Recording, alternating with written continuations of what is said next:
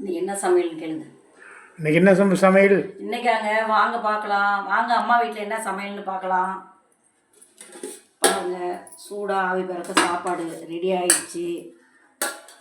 இது வந்து அரைக்கீரை புளி போட்டு கடைஞ்சிருக்கேன். சூப்பராக இருக்கும். இங்கே பாருங்க, மத்தில் போட்டு கடைஞ்சி வச்சுருக்கிறேன்.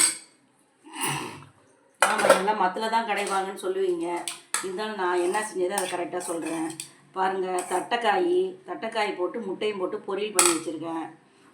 கருவாடு வறுத்து வச்சுருக்கேன். கருவாடு, சின்ன வெங்காயம், பூண்டெல்லாம் போட்டு, இது வந்து வஞ்சரம் கருவாடு சூப்பராக இருக்கும் பாருங்கதா. எல்லாம் போட்டு வறுத்து வச்சுருக்கேன்.